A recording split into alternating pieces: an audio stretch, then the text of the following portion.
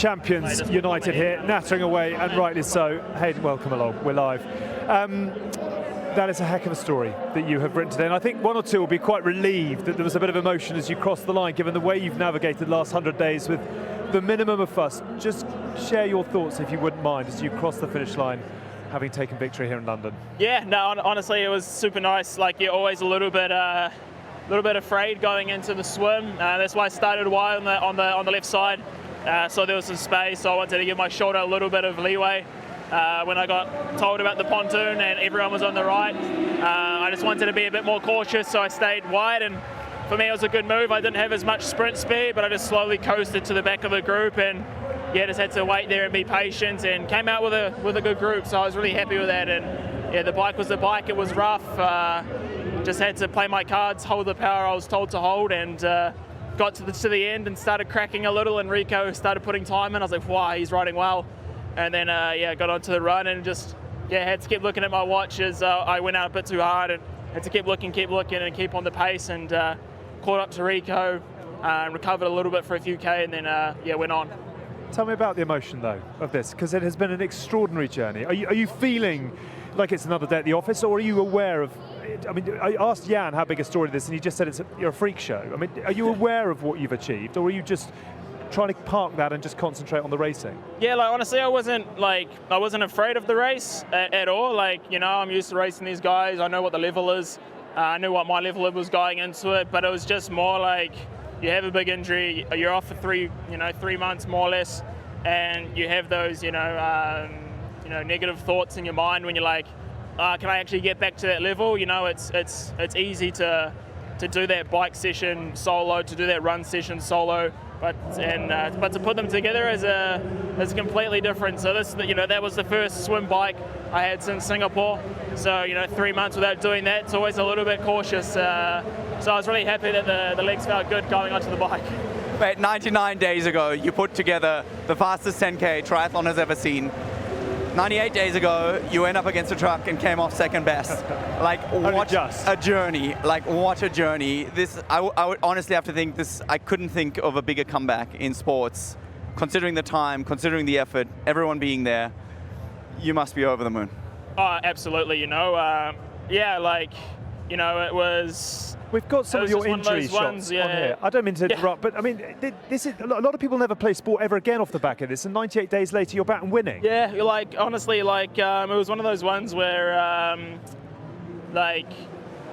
didn't, for example, I didn't even realize I had two plates on my back not after like 3 weeks.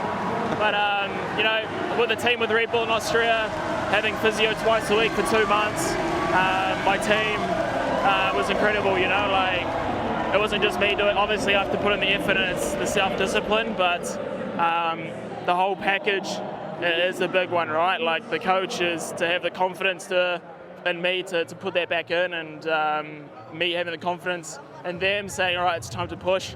And then just the physios, my manager behind me actually putting that all together, my doctor back in New Zealand, flying over to Japan from New Zealand, getting me on a medical flight to Belgium to have that operation. And I knew it was, if I didn't have it in 10 days, I wouldn't be able to put my arm above here. But as you said, and you picked up, you didn't even know what shoulder it was. You thought it was my right one, even though it's my left. So in some ways, it's a blessing in disguise. So. I hate to say it, but I think you owe your team a big dinner and a big celebration. I know, exactly like you said, it's a lot of a team journey. What are you thinking? I mean, right now, you come here, this is obviously a huge win. Where do you go from here? Yeah, obviously, the next one is in Fréjus. I think it's for me to have an easier week. It's been a big 3 months. Burnt it. You deserve it. It's a big 3 months, and it's a big, big mental impact. Just being focused the whole time, and then chill out with my girlfriend, who I think I asked on the course came 13th, which is really nice. Yeah. And obviously, she has a big role to play in the recovery as well. So I think we'll have an easier week. Quite right too. We're actually going to show you the highlights of the day that you've put together here, and obviously 16th out of the water, I think, in terms of the swim. Were you nervous ahead of things today? Were you as calm as always? Did you feel a little bit of pressure, a little bit of uncertainty, or you were ready to go from the off? Yeah, I looked and I found Kyle's feet, and then Kyle dipped in hard onto the right, and I was like, oh, I've lost him.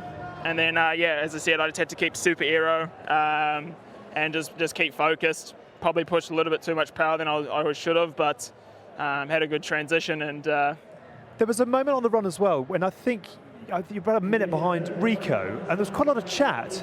What were you saying to him? Oh, no, it was, I was asking a lot of people around because I didn't actually know how many laps I had to go. So I was a little bit confused. Details that get lost. Doesn't even know the T's and C's, and he's still out there. I know, right? And I was like, you do so many laps, you kind of forget sometimes. And I looked, I was like, I'm at 14K-ish, and I was like, I still got laps to go. So I was asking around people, I was like, how many more laps to go? And yeah, it was nice to have just people to chase throughout the run. I think a lot of it, you spoke, like having physio twice a day. It sounds great, getting a massage, whatever else, but it becomes painful, right? It takes up a lot of time. It takes up a lot of mental energy. Are you now at a stage in your recovery that you can sort of dial that down and get focused again on, you know, the details, so you actually know how many laps? I mean, for Jus, it's only one. I'll let you that much. So if you do more than one lap on the bike, you're done. Yeah, like I think, you know, I can ease up on the physio, but there's still a little bit of thick scar tissue. So that's probably the most painful part, where I've got to do a lot of cupping and a lot of acupuncture inside the scar to make it more nimble. The worst part is if the scar gets too much scar tissue, it becomes an issue. So yeah, I'll probably still have to do that for another few months, and it just feels like someone just stabs you in the back, and you're just going to go with it for a couple minutes and you hope for the best. But yeah, it's definitely a painful part, but most of the mobility is fine now, and it's just getting that strength of the catch back on the left, and hopefully by Frejus I should be back to my best. Slightly frightening when you are back to full fitness. If you're not at that today. I'm going to take the microphone off you. I'm going to say a massive congratulations, Hayden. Well done to you. You have put an extraordinary performance in. Go and get yourself rested and recovered. We'll see you in Frejus. I'm going to bring in Mika. Come and have a quick chat with us. Congratulations to you. There's a lot of congratulations around today. Your best performance at the T100, third, now second. Tell us how that went for you today. Well, yeah, brutal day from the start, actually. I already suffered in the swim quite a lot. There was one moment after 500 meters where I made the choice to, I'm not here to come third again, so I rather push it. And yeah, I mean, the swim was already hard, and man, the bike, my dad is going to ask me when I'm going to talk to him in a couple of hours, did you have fun? He always asks me that. And I'm not sure if I'm going to say yes, because honestly, like, Rico really killed us there. I was just flat out for the first 6 laps, and then I was so glad to see Hayden start to coast through some corners, so I know he was pretty dead as well. And yeah, the run was actually the easiest part of the day. It was just a constant cruise. Felt quite good. It was more like a sub-threshold effort the whole way, so that in case Jelle came too close, I could push a little more. So yeah, brutal day, but super happy, obviously. And how do you feel you're building into the season now with Qatar? It's not yet looming into view, but it's getting ever closer. How do you feel your season is progressing? Yeah, very well, I'd say. I mean, I started with P9, then 2 third places, now 2nd place. So I'm on my way up. But yeah, I mean, honestly, there's so much more in the background going on in order to perform that consistently, which is my main goal for the season. And yeah, I do put a lot of pressure on myself to perform well. Because, like, for example, I don't accept the excuse of having a bad day. I believe there's always like small mistakes in the background that lead to bad days.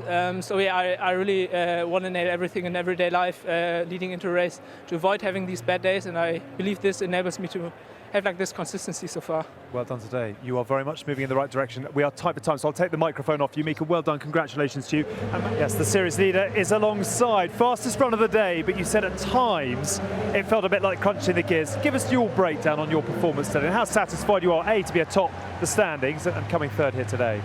I think my day started actually with a very good swim. I'm known to be not one of the best swimmers, and I found myself in the lead pack like quite comfortably, so I think that was the highlight of the day. From there on it went a bit downhill, and I actually really struggled to find my rhythm a bit on the bike, and I ran well, but it was it took a lot out of me. It wasn't easy. But the overall consistency you're showing throughout the races, you know, if this wasn't a great day in this kind of field, I mean, to make it onto the podium, we were sort of having bets, and I was like, 4 minutes, you know, that's what your deficit was in T2. how do you get to the consistency that you've now achieved? Yeah, I think that's a good thing about long distance. Like it's really, or middle distance, it's like really depends a lot on your, like about your own level. And I think even though I maybe didn't feel 100% today, I'm still like on a quite high level. With short courts, like 2% off and you can be like 30th. So I feel like it's a little bit easy to get consistent. And I don't know, I just get consistent training in. It helps as well though, knowing that like, you know, every point counts. So I really like was in my head, like first I was trying to catch Matisse, and then like people were starting to tell me that they were like struggling up front. So I was just, at one point I believed in second place, but the last level of the run was I was struggling. Listen, well done today. I'm afraid we're tight for time, so we'll say well done to you. Good luck for the rest of the season. I'll pinch that off you. Let you continue your recovery. Jelle, congratulations to you. Matt, once again, you're going to wrap up the women's standings.